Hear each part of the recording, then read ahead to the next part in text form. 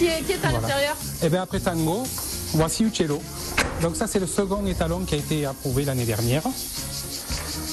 Donc il a un an de moins que Tango. Je suis en compagnie de Denis maintenant, après Benoît. Voilà. Et nous sommes en compagnie du maréchal Ferrand, Jean-Marc Couder, qui est muet, donc il ne veut pas parler. Donc c'est vous qui allez nous expliquer un petit peu ce qu'il est en train de faire, parce que là il est en train de ferrer, comme on le voit devant nous. Et il est en train de me referrer un cheval là, qui a des très mauvais pieds et pour pas justement que ses pieds s'abîment de trop, le faire assez souvent parce que avec la saison où on est, les terrains sont très secs et la corne des pieds est très sèche aussi, donc si on ne leur met pas des fers, il arrive un moment où ils ne peuvent plus marcher. Alors il est issu d'une génération de maréchal Ferrand, Jean-Marc, hein, c'est... Ben oui, ils sont maréchaux de père en fils. De père en fils. Depuis 2, 3, je ne sais plus combien 3 générations. Ah oui, il parle finalement. J'ai mon père, j'ai fait, mon grand-père, et j'ai mon fils maintenant qui se forme maintenant, qui a son compte aussi. Alors vous êtes de Garon, vous, après Saint-Gilles, Garon-Générac, voilà. On disait c'est le triangle sacré. C'est le triangle voilà, sacré, effectivement. Mais au moins comme ça, quand on l'appelle, Jean-Marc il est vite là, donc c'est déjà bien.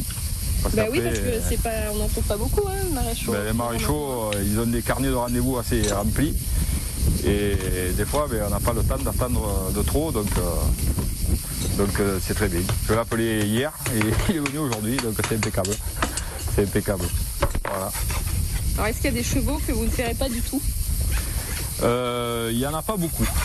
Parce qu'il faut qu'ils aient des très bons pieds. Et ça c'est plutôt rare. Et on est ici avec le sol et tout, voilà, autour du mas on n'a pas beaucoup de cailloux. Mais dès qu'on sort, il y a des cailloux de partout et les pieds des chevaux ils n'aiment pas trop. Donc on est obligé de ferrer. On est obligé. Mais quand on peut s'en éviter, on s'en évite parce que ça a quand même un coût. Le maréchal, on l'aime bien, mais il n'aime pas pour rien. Et c'est quand même un truc obligatoire à faire. Sinon, on ne peut pas se servir des chevaux. Et celui-là, en l'occurrence, on ne peut pas s'en servir.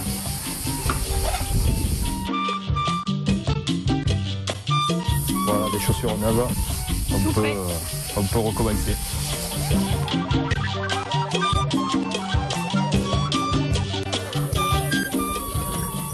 Ça, par contre, après, voilà, on a une particularité, c'est quand même celle-ci. Nous sommes certainement les seuls, pas les seuls, mais enfin presque les seuls éleveurs de trotteurs français dans le Languedoc-Roussillon. Les autres éleveurs qui élèvent des trotteurs portent le même nom, Julien. C'est Pascal et Régis à Marguerite.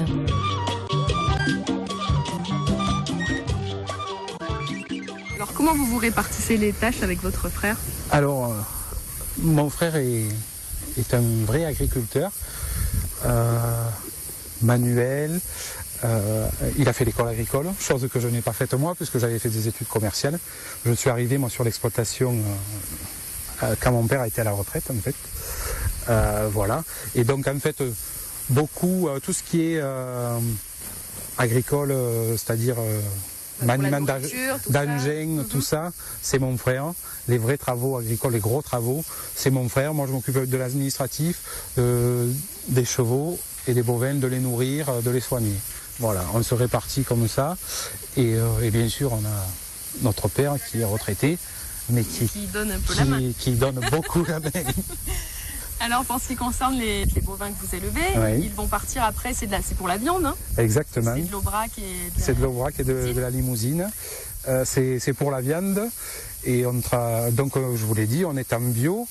Et on travaille beaucoup avec à Lazare et Rousse, bien sûr, qui sont dans le coin. Et la famille Judy, qui sont à Uzès et à l'Est, qui sont des bouchers et abatteurs aussi. Donc production gardoise pour les Gardois. Exactement. Production gardoise pour les Gardois, c'est un peu normal. Et là, alors aujourd'hui, une journée un petit peu chargée, puisqu'on va aller récupérer justement des vaches. Exactement. Un peu plus loin, là, dans les terres. Des vaches sur la propriété qui est à Salier, juste à une quinzaine de kilomètres d'ici.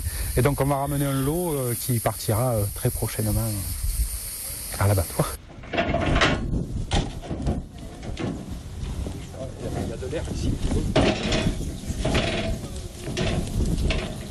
Alors Benoît, nous voici en Camargue. Nous voici en sur Camargue à Nanterre, Salier. À Salier. Exactement. Avec les chevaux qui vont Les chevaux travailler. qui vont travailler puisqu'on doit aller récupérer un petit lot de génisses. C'est Donc toute voilà. la famille qui, Et c'est toute qui la se met au famille. travail. Alors on voit Alain Elio. Bonneveux là devant nous. Elio et Souleu, Franck et Vereva, et voici Loïc avec Uruguay. Alors, les chevaux sont déjà scellés. Les chevaux sont déjà scellés pour que ça aille plus vite. On va partir. Et voilà. Et après, il reste aller à camper, puisque ce sont des bêtes domestiques, des limousines. Mais on a choisi de les mener comme des taureaux Camargue, comme des gauchos argentins peut-être. Mais c'est sympa, ça se mène très bien. Les bêtes y sont habituées. Et pour tout vous dire, au départ, on avait commencé à les mener à pied et on a tellement couru qu'on s'est dit, Vaut mieux les amener. mieux vaut les avoir à cheval. Voilà.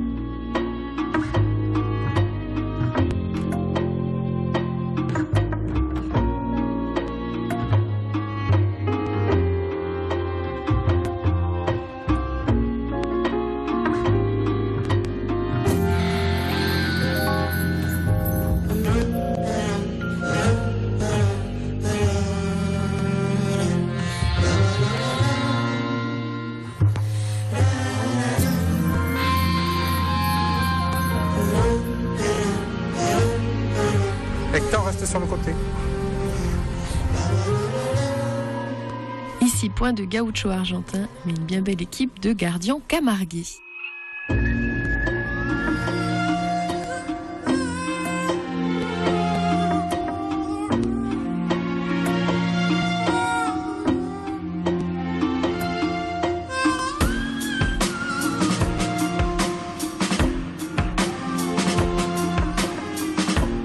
Peut ainsi profiter de 90 hectares de pâturage sur les communes de Générac et Salier, dans le berceau de la race Camargue. La manade des Molières attache une grande importance au caractère de sa production pour faire naître des poulains polyvalents adaptés aussi bien au travail du bétail qu'au saut ou au dressage.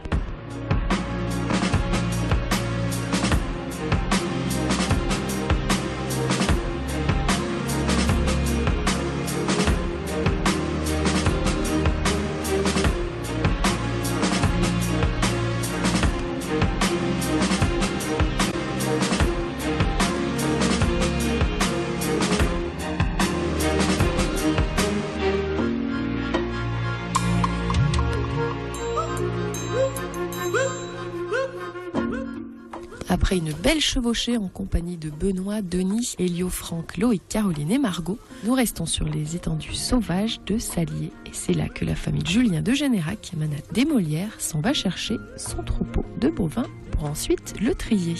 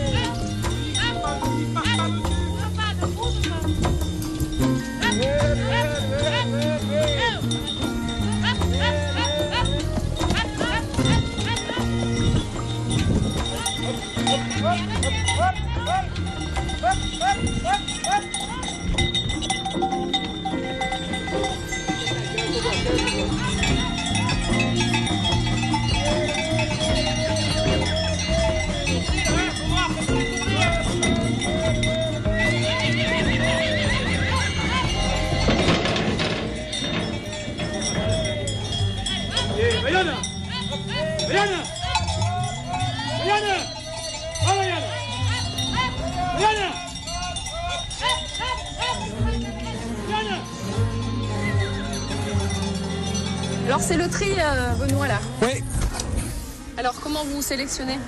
on sélectionne un lot pour les prendre, moi, celle-là. Donc il y a... Alors pour les repérer, là, comment vous avez donné un peu vos directives? Ils ont les boucles avec leur numéro, bien sûr. Nous, le bétail domestique, il est enregistré à l'identification comme du bétail camarguais, hormis qu'il n'est pas marqué sur le flanc ou sur la cuisse. Ce sont des limousines, hormis les quelques foncés qui sont salaires et la production de salaire. Donc il y a une fille de l'année dernière et un autre mâle de cette année. Ouais, celles qui partent, elles ont quel âge à peu près? Elles ont 18 mois.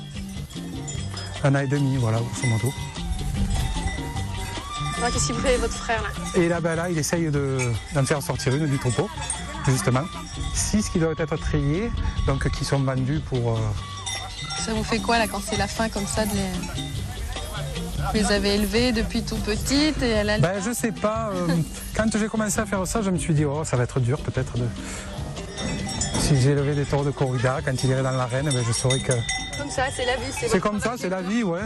On fait ça pour ça, quoi, pour l'élever pour la viande, on le sait, c'est prévu pour ça.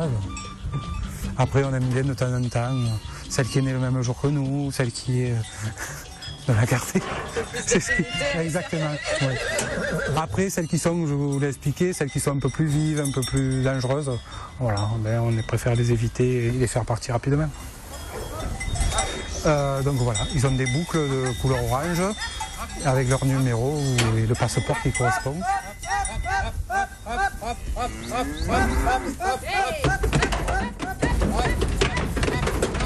Six qui sont vendus pour chez quelqu'un qui va les engraisser.